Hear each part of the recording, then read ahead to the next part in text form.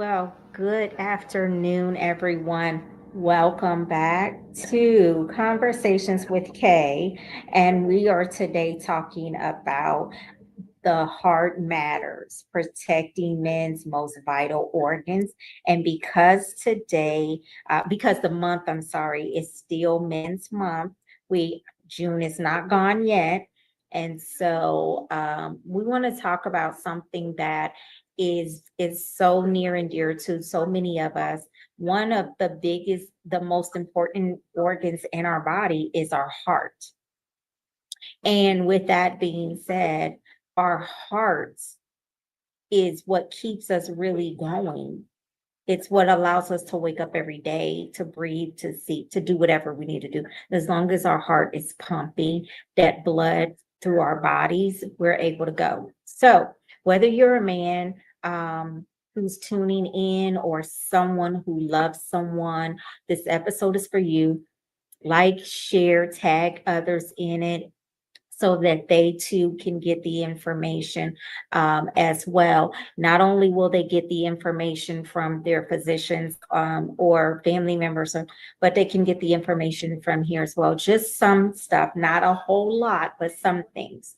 And so let's start with talking about just a few things here. Heart disease is the leading cause of death in men in the United States.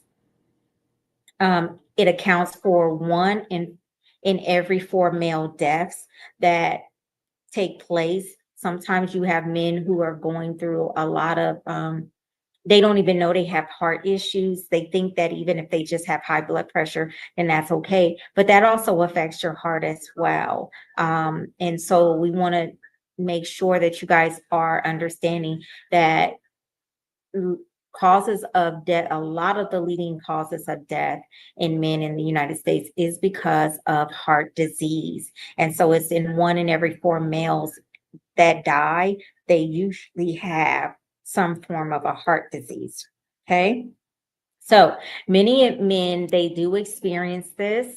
And with no symptoms until it's too late. Sometimes they get to the very end, and that is when the signs and the symptoms begin to show. But at that point, it's just too late to do anything about it, right? So if you have a family history of this, of heart disease in your family, you want to go to your primary care doctor. You want to talk to your primary care doctor about these things because you don't want to miss out on other experiences that you could experience in life because you've left the world too soon, right? Okay, so why are men at such high risk? So even when we were talking about diabetes and we were talking about hypertension and PSA, which is the prostate specific antigen, okay, testosterone levels, we talked about that, lifestyle habits, stress, a lack of regular checkups, they all play a big part in why heart disease is so high in men in the United States. Okay. So just because you're strong, man, doesn't mean that you're invincible. Okay. You need to get your checkups. So let's kind of go into break down a few of the conditions that you want to be aware of. And there are four things that you want to be aware of that I want to bring to your attention. And I want you to please remember these and write these down if you have time to write these down, or even go to your healthcare provider and speak with them because they'll tell you the same stuff that I'm telling you. After 25 years of being in that field, I know exactly what I'm talking about, and I've helped many of patients along the way. And so just these four things I just want to kind of share with you to make sure that you understand why they are important things that you do want to check out. And I'm going to share a quick story with you right after I tell you about these four. Okay. The first thing is called CAD. CAD is CAD. It is an acronym for coronary artery disease. The most common type is caused by plaque buildup in your arteries. So if you're having too much cholesterol, you're eating too many foods that are high in cholesterol, it's going to clog up those arteries, which are attached to your heart, and will give you what is called CAD, coronary artery disease. Okay, that is the most common type that usually people have. The next most common type that people have is called arrhythmias. Arrhythmias are irregular heartbeats, and they can cause fatigue, they can cause dizziness, even sudden cardiac arrest. Okay, arrhythmias, there are a few different kinds. One is called arterial fibrillation, which sometimes you will hear it as AFib. And then you have the other one, which is ventricular fibrillation, which sometimes you call is VFib. That is the worst arrhythmia to have. Okay, the AFib is bad enough, but VFib is horrible to have. That means your heart is consistently racing, and you definitely are in the danger zone of possibly going into cardiac arrest. So, one of the things that you want to seek out when you have AFib is go to the doctors. Let me tell you, some of the things that will happen is you may feel tired, but also your heart rate. Your heart rate is going to go off the charts. It's going to beat so fast.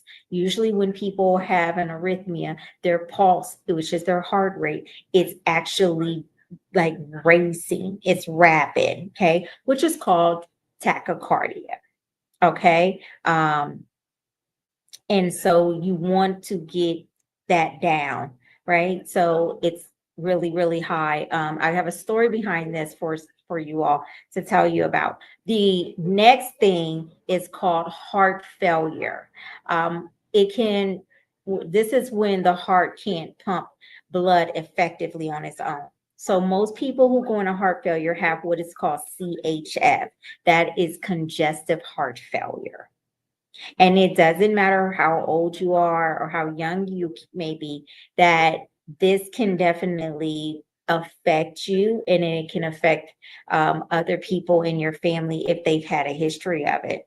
Okay. And so you want to definitely go to the doctors for all of these things. If you have some form of health issues, heart disease that runs in your family, you definitely want to go and get checked, because if you are a person who just thinks that, okay, this ain't gonna happen to me, that's not gonna happen to me, that's all well and fine. And I believe in my faith is very strong. And so, but at the same time, it's still very important for us to have those annual checkups and to go see the doctor for those annual checkups, because you never ever know exactly when something just decided to change in your life unexpectedly, and you really don't know. Okay. And so if you want to live long on the earth, then we have to take care of these bodies that God gave us. These are these shells that God gave to us. We have to take care of them, right?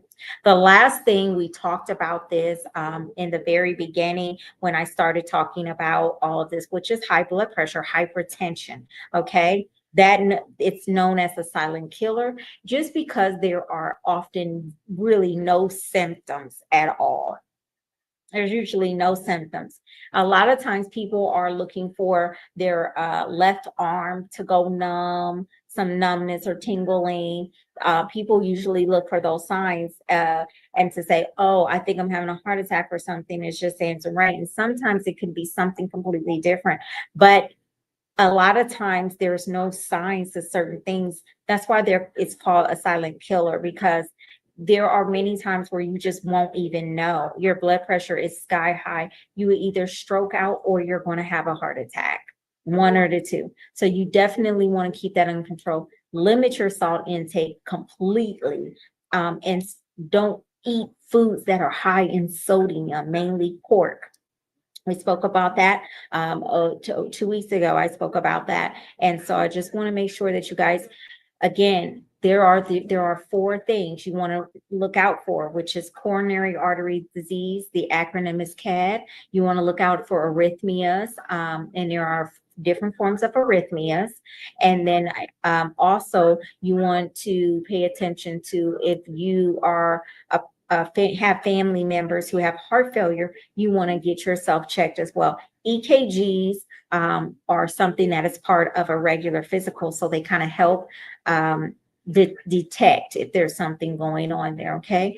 Also, if you have hypertension, which is high blood pressure, you definitely want to get checked those four things. Now, what I wanted to share with you really quickly is that my ex-husband, my kid's father, he actually went into heart failure at the age of 38. He was at my house, and I just kept hearing all this deep breathing. I was in my bedroom upstairs, and he was in my lower, not my living room area, but my lower level. I had a split up, so he was in the lower level. And I kept hearing all of this. And he thought maybe he was just having a cold. And I was like, something isn't right. And so he started self-medicating, trying to think maybe he just had a cold and trying to get over it or whatever. And I was like, okay. So I tried to stay up one night. I was running around, and it was like a blizzard outside. And so his parents had needed some help, and I went over there. When I came back home, all this heavy breathing, trying to grasp for air and stuff. And it was just so horrible. And I checked his pulse, and I said, your pulse is racing. And then forgive me, y'all, because I said, you ain't finna die in my house. Not while my kids in here. You ain't finna do that. I said, you want to die, you gotta go outside. That you can't do it in here. And so I said, you need to go to the hospital. And he didn't go to the hospital. So what happened is I ended up falling asleep. Thank God it was a 2-hour delay for the kids, because I overslept trying to watch him. And when I woke up because he called my phone, and he said, I'm at the emergency room. And I said, okay, what happened? He said, um, they said they have to do some stuff on me because my heart is not doing right. And I kind of figured what was going on. And so I said, okay, well, I got to get the girls ready for school. I did. I called his mother, and I said, hey, your son is in the hospital. He's at Mount Carmel East. It's not good, and you guys might want to get up there. I'll be up there later. And they went up there. When I got there, I think I got there before they did. And so long story short, they did, they tried to zap his heart back, and it couldn't. They went to the highest voltage, and it really couldn't. It burnt through his back. And so they kept him in the hospital. They scheduled him for what is called an ablation. An ablation is where they go in and just over your heart over here, and they insert what is called a pacemaker. And so they did that. They did all of the other stuff for him first before they resorted to that. And so he ended up getting a pacemaker put in. And he had to do it twice because the voltage, they had to, fix it and everything. But again, this is just an example to show you guys, you do not have to be in your 50s or your 60s or your 70s. And you don't have to be in order to have this. And so go sit down. I have my grandkids, guys. So you just don't. And so you want to pay attention to all of those signs and symptoms. You want to pay attention to those particular things that's actually going to hurt. And so men often ignore the signs so let me just say this loud and clear, okay? Because you really need not to be doing this. If your body is whispering to you, Don't wait till it starts screaming. Whispering means something is trying to tell you something ain't right in here right now. We're having an issue on the inside, and we need you to change what you're doing because it's not working anymore. Okay, it'll whisper to you, which means it's going to start doing the little things, and you want to pay attention. So let me tell you what you need to watch out for when your body starts whispering to you before it starts screaming at you. Okay, you want to, if it's chest pain,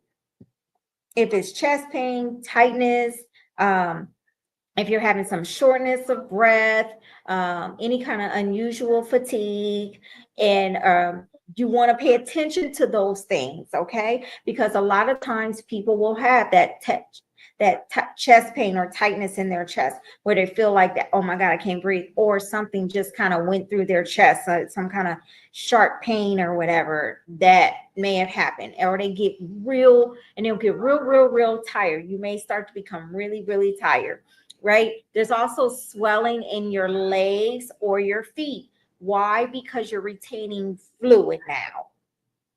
Okay, so watch out for that. Dizziness, or fainting, feeling like you're going to faint, just out of nowhere. It doesn't have to be because of lack of eating, or it doesn't have to be, that, oh, I just got up too fast or whatever.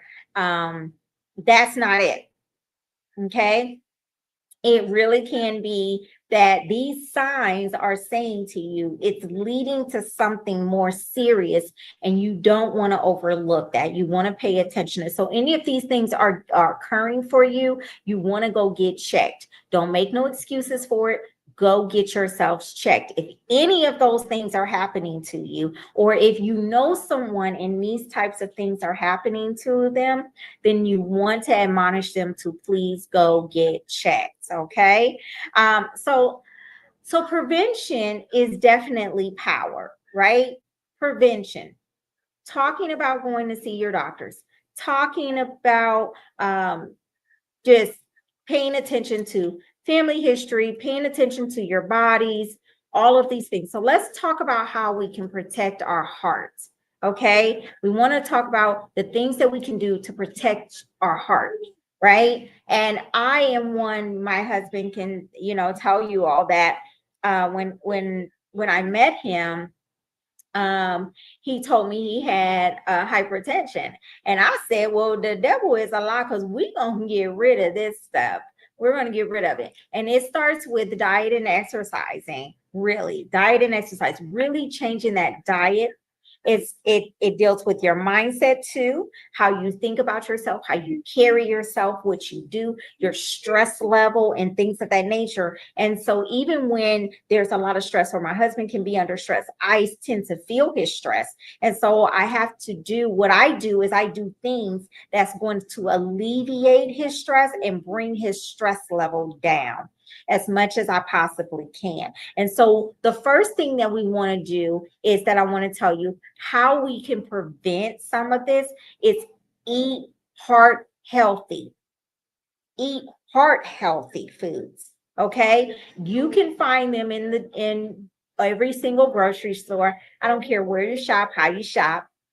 But if you know that these are the things that this is something that is a problem for you, and you want to try to eliminate the risk or the chances of things going bad for you, or getting to that place.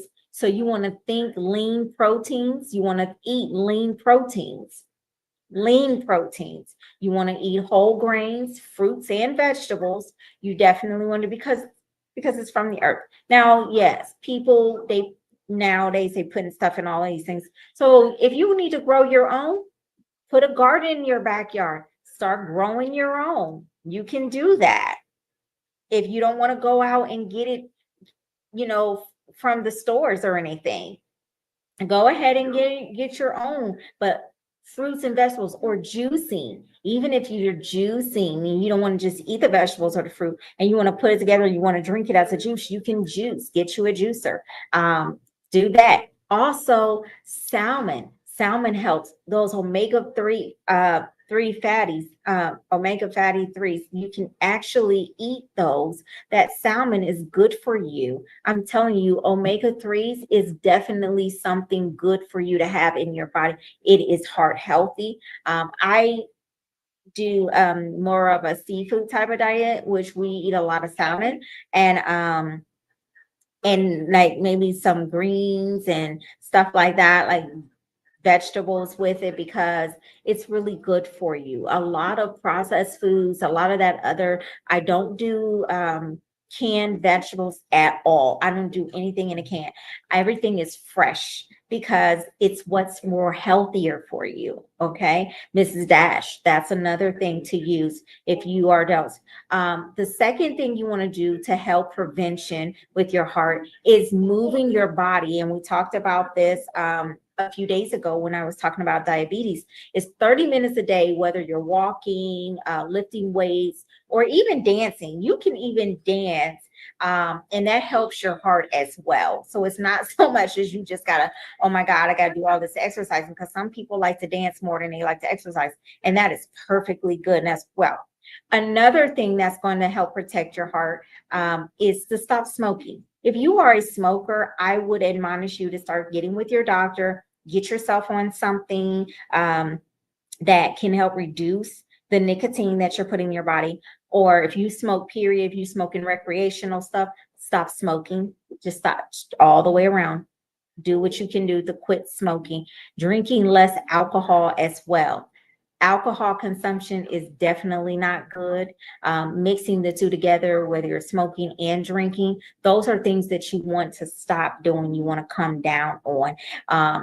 Another thing that we want to do to prevent some of these things that we can do to protect our heart is reducing our stress. That if you haven't heard over the last couple of times when I've spoken about these things, reducing your stress level is something that is so important. It is so vital and it is so important. Prayer, therapy, deep breathing exercises, whatever it is that's going to work for you. In my on my YouTube page, I have a whole lot of videos that I had created and put on there, talking about deep breathing exercises, meditating, things that you can do to reduce your stress. Listen, take a mini vacation, just going away. Sometimes a mini vacay, just even if it's just a few days, just to step away from your home, get away from your actual house and go away. If you need to do a staycation, just go into the city. Like we live in Atlanta. So in on the suburbs of Atlanta, and going to Atlanta and staying at like a nice hotel, 4 or 5 star resort hotel, it's a staycation for us because we don't live close to Atlanta.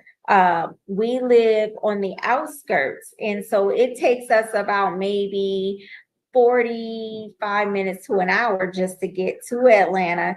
And when I tell you, if we were to do that, it's literally a whole staycation for us. We can go have a grand time and then go back home when we're ready. But sometimes to reduce your stress levels, you need to get away from your home. Sometimes just block out everything. Sometimes turn off your phone, put it on do not disturb, and just do some relaxation for yourself to just reduce your stress levels. That actually helps protect your heart. That protects your heart. Also, knowing your numbers. The last thing I want to say is know your numbers. What's your blood pressure? What's your cholesterol? And what's your blood sugar? We talked about those things. If it's under 200 for your blood sugar, that's where you want to be. That's exactly where you want to be. Your blood pressure, you want to be 120 to 80s. You want to be under, you definitely want to be under 90. Well, I would say more or less under 86. You want to be under 86, but 80 is the perfect number to be at. And then you want to be at 120 or under. You don't want to be super high, because the higher you keep going up, the more you're going into that hypertension mode. And so these are things, just knowing your numbers, knowing what to do, when to do it, listening to your body when it's whispering at you. Don't wait till your body starts screaming at you and say, we need help. We can't take it anymore, right? You don't want your body to do that to you, because once your body does that, that's it. That is it. So I have shared some real life stuff with you, examples with my ex, how he went into it. I have family members who have uh, heart issues, heart disease. They passed on. And some of them did not even take care of their cells or whatnot. And so when you are mixing lifestyle habits along with any illnesses that you have to be willing to change those things so that it does not affect you in the long run. And it's okay. So here's what I want to say from the host to you men. Your heart matters. You can't lead, you can't love or live fully with a failing heart. You can't. So I would admonish you to take care of your body so it can take care of you. And ladies, encourage the men in your life to get regular checkups. Be the reminder that they need. It's okay. It's not you pacifying, babying them or anything. It's just saying, hey, have you gone and gotten your physical? Have you gotten checked? Have you checked your blood pressure? Is your heart rate okay? All of those things, because your heart matters. And if you want to live a long, prosperous, and healthy lifestyle, you have to pay attention to your heart. You have to pay attention to those things in your body when your body is talking to you, right? So I wanted to end this out. We have, I think, one more day of men's health.